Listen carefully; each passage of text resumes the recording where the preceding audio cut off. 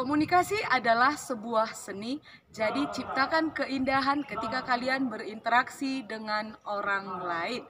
Selamat pagi nakku, apa kabar kalian? Ibu harap kalian baik-baik saja. Terima salam dari kami, salam sehat, salam SFD, semangat, fraternitas, Dina. Baiklah, yang pertama itu adalah hakikat ataupun pengertian dari interaksi sosial. Di sini ada 3 secara sederhana atau secara umum. Yang pertama, interaksi sosial ini adalah hubungan timbal balik yang saling mempengaruhi. Lalu yang kedua, hubungan sosial yang dinamis yang artinya sifatnya berubah-ubah. Nah, lalu yang ketiga adanya aksi dan reaksi antara manusia dan bukan benda mati. Ya, maksudnya dan bukan benda mati ini, contoh ketika kalian bercermin lalu kalian berbicara dengan cermin, itu bukan termasuk dari interaksi sosial.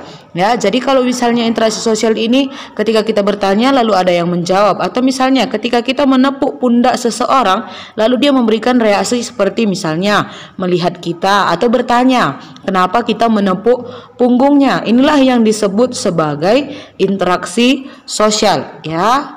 Lalu yang berikutnya, dalam interaksi sosial ada 3. Yang pertama adalah individu dan individu. Biasanya kalau interaksi yang terjadi antara individu dengan individu ini dapat kalian pahami ketika terjadi percakapan antara satu orang dengan orang lainnya. Atau contoh ketika kamu akan pergi ke sekolah dan kamu berpamitan kepada ibu ataupun kepada ayah kamu. Mungkin itu hal yang kamu rindukan apalagi di masa pandemi seperti sekarang ini. Kalian tidak bisa untuk datang ke sekolah. Yang kedua, terjadinya interaksi antara individu dan kelompok. Nah, ini biasanya kita lakukan di sekolah ketika guru menjelaskan kepada siswanya. Lalu, adapun yang ketiga adalah interaksi kelompok dan kelompok. Ini juga bisa terjadi antara siswa ketika melakukan diskusi grup per grup. Nah, syarat interaksi sosial itu sendiri ada 2. Yang pertama kontak, yang kedua komunikasi. Kontak di sini maksudnya bukan kontak kesetrum di listrik, ya. Jadi kontak ini berasal dari bahasa Latin yaitu cum yang artinya bersama-sama dan tangere yang artinya menyentuh. Nah, jadi kontak ini secara sederhana dapat kita artikan interaksi ataupun hubungan fisik sebab orang dapat melakukan kontak sosial dengan pihak lain tanpa harus saling menyentuh. Contoh misalnya ketika saling bertatapan, ini juga terjadi kontak. Jadi tidak selamanya harus saling sentuh menyentuh. Atau misalnya ketika kita melambaikan tangan, itu juga termasuk salah satu jenis kontak, ya. Nah, kalau misalnya tadi bertatapan atau misalnya saling menatap, tidak mungkin mata itu saling bersentuhan. Yang kedua ini adalah komunikasi. Komunikasi ini pastinya kegiatan mengirim dan menerima pesan antara 2 orang ataupun lebih. Oke. Nah, kontak sosial menurut cara dan tingkatannya ada 2. Yang pertama, kontak primer ini terjadi secara langsung tanpa perantara. Contoh, ketika misalnya kita sedang bertatap muka secara langsung, atau misalnya ketika terjadi kontak antara guru dan murid, atau misalnya kalian juga antara kamu dan teman kamu, ya, biasanya ini terjadi percakapan tanpa perantara. Yang kedua, kontak sekunder. Biasanya kontak sekunder ini menggunakan pihak ketiga untuk berinteraksi atau menggunakan perantara. Contoh misalnya Budi mengirimkan surat kepada Susi melalui Anto. Atau misalnya kontak sekunder ini bisa juga menggunakan media. Misalnya menggunakan telepon. Maksudnya adalah contoh misalnya ketika kalian menelpon teman kalian, sementara yang mengangkat itu adalah orang tuanya. Lalu kalian menyampaikan pesan tersebut kepada orang tuanya untuk disampaikan kepada teman kalian tersebut. Sifat kontak sosial ada 2. Yang pastinya yang pertama itu adalah kontak sosial positif, contohnya kerjasama. Kalau yang namanya kontak sosial positif ini pasti menimbulkan sesuatu yang baik, mengarah kepada hal-hal yang baik. Yang kedua berlawanan yaitu kontak sosial negatif. Contohnya ini adalah konflik ataupun pertentangan.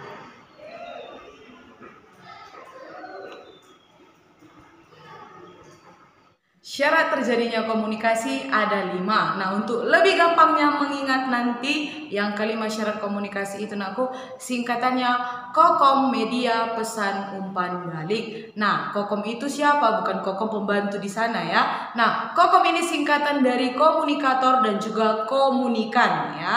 Yang pertama adalah komunikator. Komunikator ini adalah orang yang menyampaikan pesan. Komunikan ini adalah orang yang menerima pesan. Lalu apa yang disampaikan, Bu? Pastinya pesan yang disampaikan kepada si penerima pesan. Melalui apa, Bu? Melalui yang namanya media. Seperti sekarang bisa misalnya menggunakan media sosial, ya kan? Atau bisa menggunakan handphone. Contoh misalnya ketika kalian memberikan pesan kepada orang yang kalian sayangi melalui WhatsApp misalnya ya.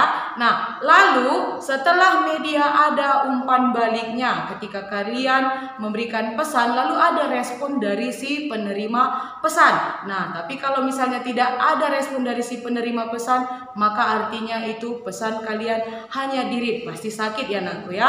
Tapi di dalam interaksi yang baik, di dalam komunikasi yang baik, itu terjadi akibat adanya sebuah aksi dan juga mendapatkan reaksi.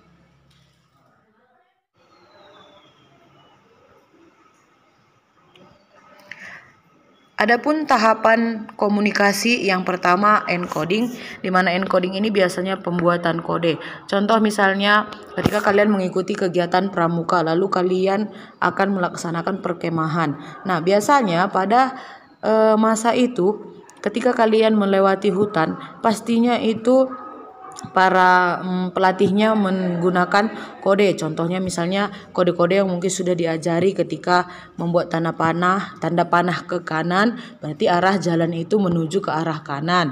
Lalu yang kedua ini adalah penyampaian. Biasanya pada penyampaian ini dia sudah berwujud kalimat ataupun bisa merupakan pesan yang disampaikan itu melalui gambar, bisa berupa tulisan, bisa lisan, nah ataupun gabungan dari kedua-duanya.